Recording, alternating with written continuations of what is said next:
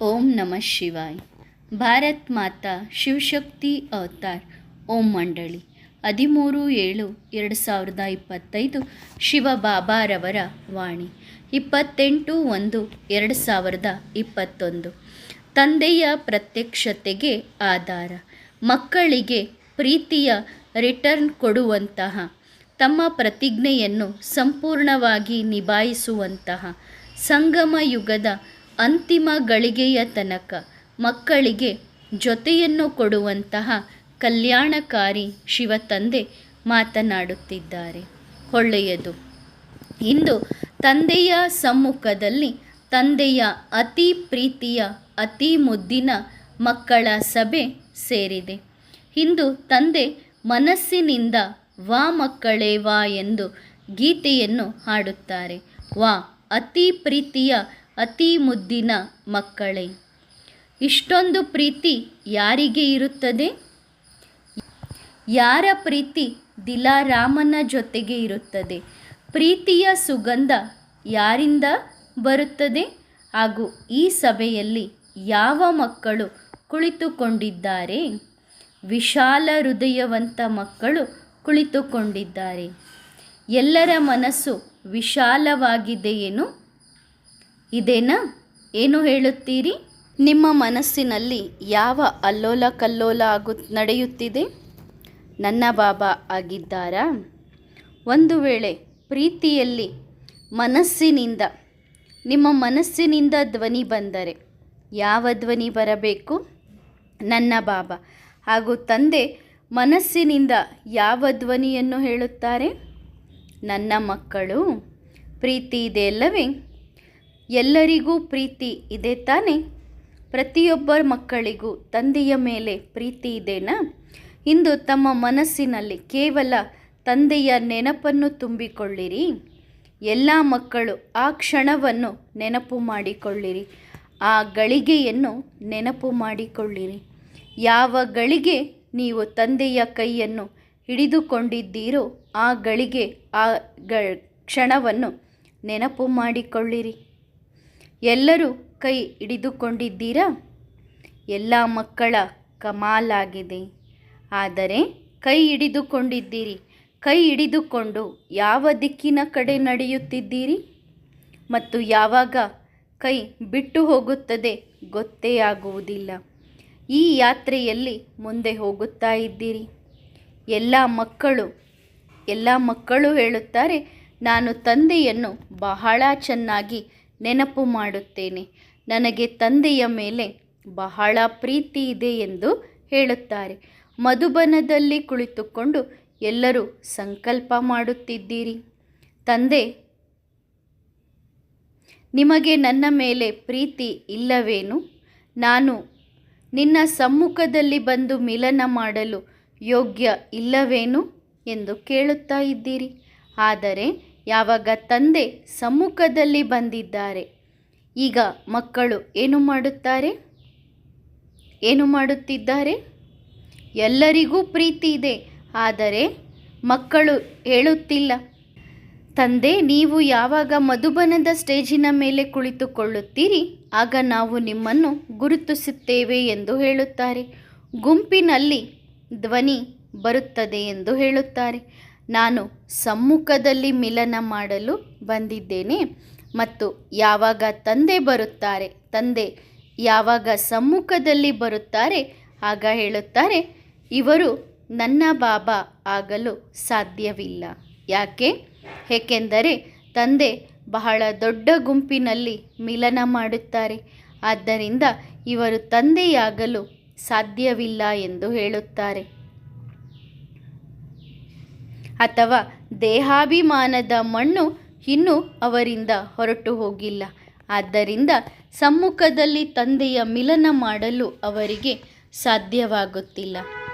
ಇಂದು ಯಾರೆಲ್ಲ ಭಕ್ತಿ ಮಾಡುತ್ತಿದ್ದಾರೆ, ಭಕ್ತಿ ಮಾರ್ಗದಲ್ಲಿಯೂ ಆ ಮಕ್ಕಳೂ ಸಹ ತಂದೆಯ ಹತ್ತಿರ ಇದ್ದಾರೆ.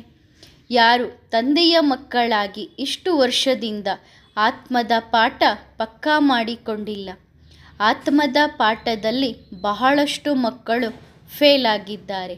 ತಂದೆ ಬಂದಿದ್ದಾರೆ, ತಂದೆ ತನ್ನ ಪರಿಚಯವನ್ನು ಕೊಟ್ಟಿದ್ದಾರೆ. ಎಷ್ಟು ಆತ್ಮರುಗಳಿಗೆ ಪಾಠವನ್ನು ತಂದೆ ಓದಿಸುತ್ತಿದ್ದಾರೆ. ಆದರೆ ಅದಕ್ಕಿಂತಲೂ ಜಾಸ್ತಿ ದೇಹಾಭಿಮಾನದ ಪಾಠವನ್ನು ಪಕ್ಕಾ ಮಾಡಿಕೊಂಡಿದ್ದಾರೆ. ಎಷ್ಟು ಆತ್ಮದ ಪಾಠವನ್ನು ತಂದೆ ಓದಿಸಿದ್ದಾರೋ ಅದಕ್ಕಿಂತಲೂ ಜಾಸ್ತಿ ದೇಹಾಭಿಮಾನದ ಪಾಠವನ್ನು ಮಕ್ಕಳು ಪಕ್ಕಾ ಮಾಡಿಕೊಂಡಿದ್ದಾರೆ. ಎಲ್ಲರಿಗೂ ಗೊತ್ತಿದೆ, ನನ್ನ ತಂದೆ ನಿರಾಕಾರ ಪ್ರೀತಿಯ ಸಾಗರ ಆಗಿದ್ದಾರೆ. ತಂದೆಯ ಮೇಲೆ ಪ್ರೀತಿಯೂ ಇದೆ ಹಾಗೂ ನಾನು ಆತ್ಮ ಆಗಿದ್ದೇನೆ ಎನ್ನುವುದು ಗೊತ್ತಿದೆ. ಆದರೆ ಯಾವಾಗ ಪ್ರಾಕ್ಟಿಕಲ್ನಲ್ಲಿ ಪರೀಕ್ಷೆ ಬರುತ್ತದೆ ಆಗ ಏನು ಮಾಡುತ್ತಾರೆ? ಪರೀಕ್ಷೆಯಲ್ಲಿ ಏನು ಬರೆಯುತ್ತಾರೆ? ಎಲ್ಲರಿಗೂ ನೆನಪಿದೆನಾ? ಎಲ್ಲಿ ಕುಳಿತುಕೊಂಡಿದ್ದೀರಿ? ಬಲೆ ಇಲ್ಲಿ ಕುಳಿತಿರಬಹುದು ಅಥವಾ ಹೊರಗಡೆ ದೂರದಲ್ಲಿ ಎಲ್ಲಾದರೂ ಕುಳಿತುಕೊಂಡಿರಬಹುದು. ದೂರದಲ್ಲೂ ಕುಳಿತುಕೊಂಡಿದ್ದಾರೆ. ಎಲ್ಲರೂ ಪರೀಕ್ಷೆಯಲ್ಲಿ ಏನು ಬರೆಯುತ್ತೀರಿ ಎನ್ನುವುದು ಗೊತ್ತಿದೆನಾ? ಎಲ್ಲರ ಉತ್ತರವನ್ನು ತಿಳಿಸಲೇ? ಎಲ್ಲರೂ ಬರೆದಿದ್ದೀರಿ. ನನ್ನ ತಂದೆ ಇಷ್ಟು ಸುಲಭವಾಗಿ ಒಂದು ವೇಳೆ ಸಿಕ್ಕರೆ ಯಾರ ತನುವಿನಲ್ಲಿ ಬರುತ್ತಾರೆ? ನನ್ನ ತಂದೆ ಇಷ್ಟು ಸುಲಭವಾಗಿ ಎಲ್ಲಿಯೂ ಸಿಗುವುದಿಲ್ಲ. ಯಾರ ತನುವಿನಲ್ಲಿ ಬರುತ್ತಾರೆ ಬಾಬಾ ಎಂದು ಕೇಳುತ್ತಾರೆ. ತಂದೆ ಈ ಮಾತನ್ನು ಕೇಳುತ್ತಾರೆ. ತಂದೆ ದುಬಾರಿಯಾಗಿ ಸಿಗುತ್ತಾರೆ ಎನ್ನುವ ಲೇಬಲನ್ನು ಹಚ್ಚಿಕೊಳ್ಳಬೇಕೇನು? ಈ ಲೇಬಲನ್ನು ಯಾರು ಹಚ್ಚಿದ್ದಾರೆ? ಒಂದು ವೇಳೆ ತಂದೆ ಸುಲಭವಾಗಿ ಸಿಗುವುದಿಲ್ಲ ಎಂದರೆ ತಂದೆ ದುಬಾರಿಯಾಗಿದ್ದಾರೆ ಎಂದು ಯಾರು ಹೇಳಿದ್ದು? ಅಥವಾ ತಂದೆ ಮಾರಾಟಕ್ಕಿದ್ದಾರೇನೋ? ತಂದೆಯನ್ನು ಯಾರಾದರೂ ಖರೀದಿ ಮಾಡಬಹುದಾ? ಸಂಪೂರ್ಣ ವಿಶ್ವದ ಹಣ ಆಸ್ತಿಯನ್ನೆಲ್ಲ ಒಟ್ಟು ಮಾಡಿದರೂ ಸಹ ತಂದೆಯನ್ನು ಖರೀದಿ ಮಾಡಲು ಆಗುವುದಿಲ್ಲ. ತಂದೆ ಮಾರಾಟಕ್ಕೂ ಇಲ್ಲ. ತಂದೆಯನ್ನು ಪಡೆದುಕೊಳ್ಳುವ ದಾರಿ ಬಹಳ ಸುಲಭವಾಗಿದೆ. ತಂದೆ ಬಹಳ ಸುಲಭವಾಗಿ ಸಿಗುತ್ತಾರೆ. ತಂದೆ ದುಬಾರಿಯಾಗಿಲ್ಲ. ಆದರೆ ತಂದೆ ಬಡವರ ಬಂಧು ಆಗಿದ್ದಾರೆ. ಪ್ರೀತಿಯ ಸಾಗರ ಆಗಿದ್ದಾರೆ. ತಂದೆಯನ್ನು ಒಂದು ಹಗ್ಗದಲ್ಲಿ ಮಾತ್ರ ಕಟ್ಟಿ ಹಾಕಬಹುದು. ಆ ಹಗ್ಗ ಪ್ರೀತಿಯ ಹಗ್ಗವಾಗಿದೆ. ಒಂದು ವೇಳೆ ತಂದೆ ಈ ರೀತಿ ಯಾರ ತನುವಿನಲ್ಲಿ ಬರುತ್ತಾರೆ ಎಂದು ಕೇಳುತ್ತಾರೇನು? ತಂದೆಯ ಸಮ್ಮುಖದಲ್ಲಿ ಎಲ್ಲ ಮಕ್ಕಳ ಪಾತ್ರವಿದೆ. ನೀವು ಮಕ್ಕಳಿಗೆ ಗೊತ್ತಿದೆ ಯಾರು ಏನು ಎಂದು. ತಾವೆಲ್ಲ ಮಕ್ಕಳಿಗೂ ಗೊತ್ತಿದೆ ನಿಮ್ಮ ಪಾತ್ರ ಏನು, ಇವರು ಯಾರು ಎನ್ನುವುದು ಗೊತ್ತಿದೆ. ಎಲ್ಲರಿಗೂ ಗೊತ್ತಿದೆ ಅಲ್ಲ? ಯಾವ ಆತ್ಮನ ಪಾತ್ರ ಏನು ಆಗಿದೆ, ಯಾವ ಆತ್ಮ ಸಾಧಾರಣ ಹಾಗೂ ಯಾವ ಆತ್ಮ ಅಸಾಧಾರಣ ಎನ್ನುವುದು ಯಾರಿಗೆ ಗೊತ್ತಿದೆ? ತಂದೆಗೆ ಮಾತ್ರ ಗೊತ್ತಿದೆಯಲ್ಲವೇ? ಇಂದು ತಂದೆ ಯಾವೆಲ್ಲ ಮಕ್ಕಳು ಮನಸ್ಸಿನಿಂದ ಭಕ್ತಿ ಮಾಡುತ್ತಿದ್ದಾರೆ, ಪ್ರತಿದಿನ ಪೂಜೆ ಪುನಸ್ಕಾರಗಳನ್ನು ಮಾಡುತ್ತಾರೆ, ಬಲೆ ಯಾರಿಂದ ಏನನ್ನೂ ಬೇಡುವುದಿಲ್ಲ, ಇಂದು ಆ ಮಕ್ಕಳು ತಂದೆಯ ಹತ್ತಿರ ಇದ್ದಾರೆ. ಆದರೆ ಯಾರು ತಂದೆಯ ಮಕ್ಕಳಾಗಿ ಆ ಮಕ್ಕಳು ತಂದೆಯ ಹತ್ತಿರ ಮತ್ತೊಮ್ಮೆ ಸಂಪೂರ್ಣ ಯಾರು ತಂದೆಯ ಮಕ್ಕಳಾಗಿದ್ದಾರೆ ಆ ಮಕ್ಕಳಿಗೆ ತಂದೆ ಮತ್ತೊಮ್ಮೆ ಒಂದು ಸಾರಿ ಸಂಪೂರ್ಣ ಅವಕಾಶವನ್ನು ಕೊಡುತ್ತಾರೆ. ಯಾರು ಪರೀಕ್ಷೆಯನ್ನು ಕೊಟ್ಟಿದ್ದಾರೆ ಅವರು ಸರಿಯಾಗಿ ಉತ್ತರ ಬರೆದಿದ್ದಾರಾ? ನಾನು ಆತ್ಮ ಆಗಿದ್ದೇನೆ ಎಂದು ಸರಿ ಉತ್ತರ ಬರೆದಿದ್ದಾರಾ? ನನ್ನ ತಂದೆ ಪರಮಪಿತ ಪರಮಾತ್ಮ ಆಗಿದ್ದಾರೆ. ನನ್ನ ತಂದೆ ಶರೀರವನ್ನು ನೋಡುವುದಿಲ್ಲ. ಹಾಗೂ ಅಂತ್ಯದಲ್ಲಿ ಇದೇ ಒಂದು ಪರೀಕ್ಷೆಯಾಗಿದೆ. ಯಾರು ಮೆಜಾರಿಟಿ ಬ್ರಾಹ್ಮಣರು ಎದುರಿಗೆ ನಿಂತಿದ್ದಾರೆ. ಯಾವ ಪರೀಕ್ಷೆಯಾಗಿದೆ? ಆತ್ಮದ ಪರೀಕ್ಷೆ. ಶರೀರದ ಪರೀಕ್ಷೆಯಲ್ಲಿ ಎಲ್ಲರೂ ಪಾಸ್ ಆಗಿದ್ದಾರೆ. ಎಲ್ಲರೂ ಏನು ಹೇಳುತ್ತಾರೆ? ಇವರಲ್ಲಿ ತಂದೆ ಬರುತ್ತಾರಾ? ಇವರ ಮುಖ ಚೆನ್ನಾಗಿದ್ದರೆ ಎಲ್ಲರೂ ಒಪ್ಪಿಕೊಳ್ಳುತ್ತೇವೆ ಎಂದು ಹೇಳುತ್ತಾರೆ. ಒಂದು ಸಾರಿ ಮೇಲಿನಿಂದ ಅಂದರೆ ಮಧುಬನದಿಂದ ತಂದೆ ಇಲ್ಲಿ ಬರುತ್ತಾರೆ ಎಂದು ಆಜ್ಞೆ ಸಿಕ್ಕರೆ ನಾವೆಲ್ಲರೂ ಒಪ್ಪಿಕೊಳ್ಳುತ್ತೇವೆ ಎಂದು ಹೇಳುತ್ತಾರೆ. ಆದರೆ ನಿಮ್ಮ ಟೀಚರ್ ಯಾರಾಗಿದ್ದಾರೆ? ಯಾರ ಮೇಲೆ ನಿಮಗೆ ಪ್ರೀತಿ ಇದೆ? ನೀವು ಯಾರನ್ನು ಪ್ರೀತಿ ಮಾಡಿದ್ದೀರಿ? ಭಕ್ತಿ ಮಾರ್ಗದಲ್ಲಿ ತಂದೆಯನ್ನು ಬಹುರೂಪಿ ಎಂದು ಹೇಳಿದ್ದೀರಿ. ಪ್ರೀತಿ ಇದೆಯಲ್ಲವೇ? ಎಲ್ಲರಿಗೂ ತಂದೆಯ ಮೇಲೆ ಪ್ರೀತಿ ಇದೆನಾ ಅಥವಾ ಡಬ್ಬಿಯ ಮೇಲೆ ಪ್ರೀತಿ ಇದೆನಾ? ಡಬ್ಬಿಯ ಒಳಗೆ ಯಾವ ವಜ್ರವಿದೆ ಆ ವಜ್ರವನ್ನು ಗುರುತಿಸುವುದಕ್ಕೆ ನಿಮ್ಮ ದೃಷ್ಟಿಗೆ ಧೂಳು ಬಿದ್ದಿದೆಯಲ್ಲವೇ? ಯಾರ ಮೇಲೆ ಪ್ರೀತಿ ಇದೆ ಆ ಪ್ರೀತಿಯನ್ನು ಗುರುತಿಸಲು ತಂದೆಯ ಪ್ರೀತಿಯ ಸುಗಂಧ ಮಾತ್ರ ಸಾಕು. ಜಗತ್ತಿನಲ್ಲಿ ಮನುಷ್ಯರು ಯಾರ್ಯಾರನ್ನು ಪ್ರೀತಿ ಮಾಡುತ್ತಾರೆ ಅವರ ಒಂದು ಧ್ವನಿಯಿಂದ ಇವರು ನಮ್ಮವರೇ ಎಂದು ಗುರುತಿಸುತ್ತಾರೆ.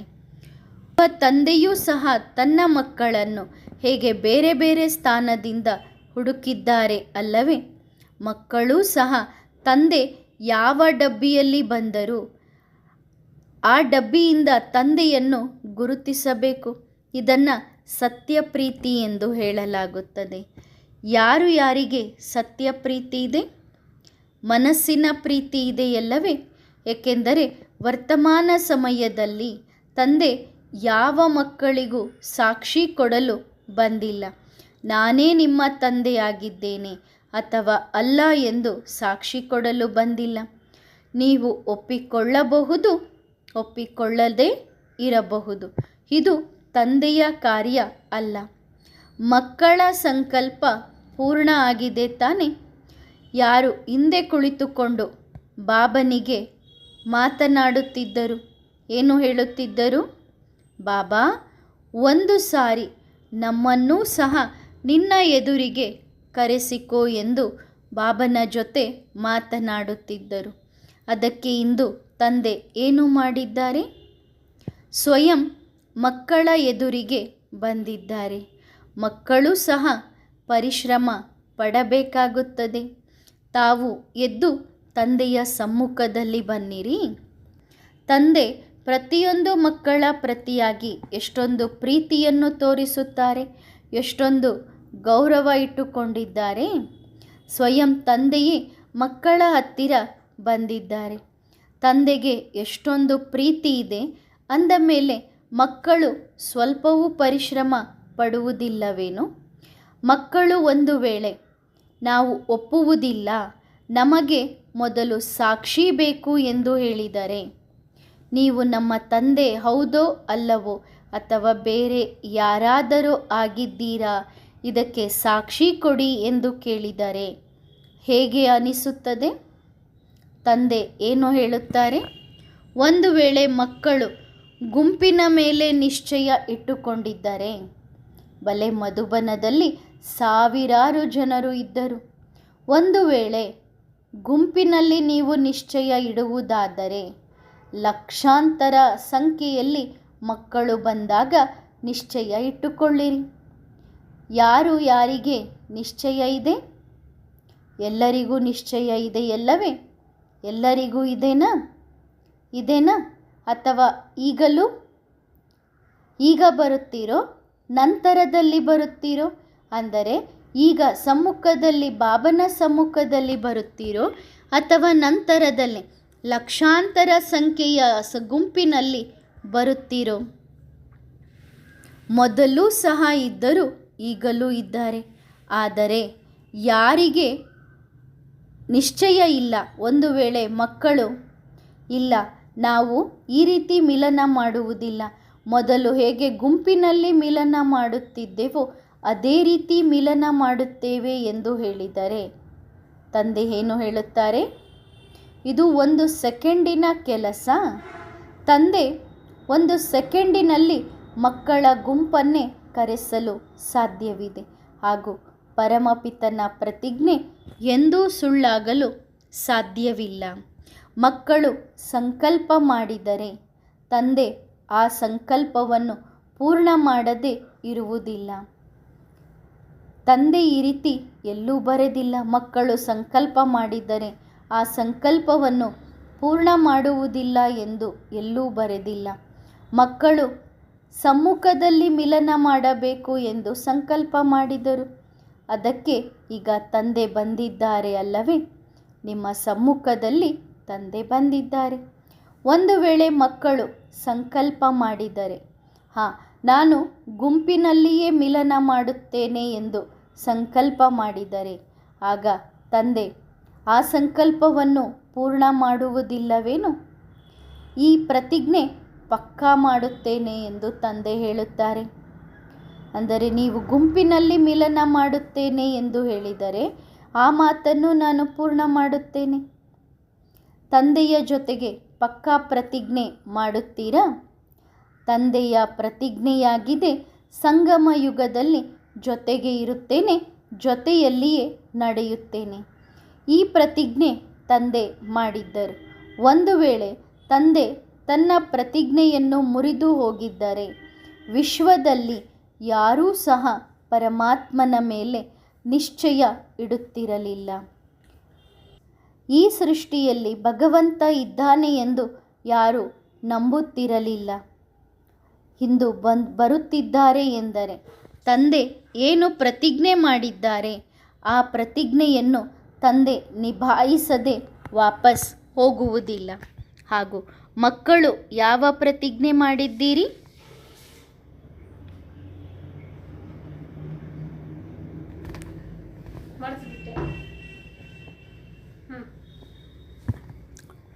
ಮಕ್ಕಳು ಯಾವ ಪ್ರತಿಜ್ಞೆ ಮಾಡಿದ್ದೀರಿ?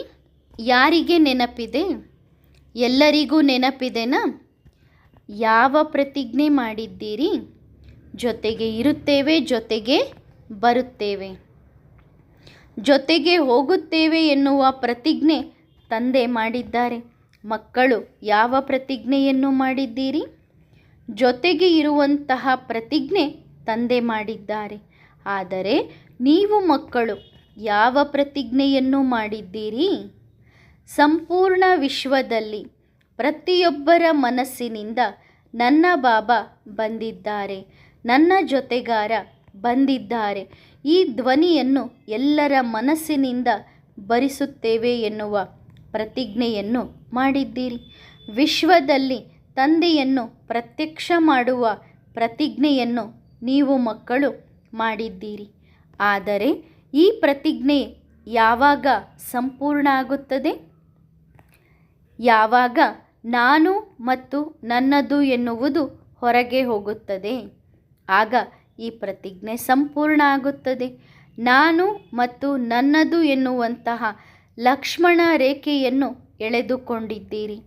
ಎಲ್ಲಿಯ ತನಕ ಈ ರೇಖೆಯನ್ನು ನೀವು ಅಳಿಸಿ ಹಾಕುವುದಿಲ್ಲ, ಅಲ್ಲಿಯ ತನಕ ತಂದೆಯ ಪ್ರತ್ಯಕ್ಷತೆ ಆಗಲು ಸಾಧ್ಯವಿಲ್ಲ. ನನ್ನ ಸೇವಾ ಕೇಂದ್ರ, ನನ್ನ ವಿದ್ಯಾರ್ಥಿಗಳು, ನನ್ನ ಮಕ್ಕಳು, ನನ್ನ ಮನೆ, ನನ್ನ ಪರಿವಾರ, ಈ ನನ್ನದು ನನ್ನದು ಎನ್ನುವಂತಹ ಲೈನಿನಲ್ಲಿ ನೀವು ನಿಂತಿದ್ದೀರಿ.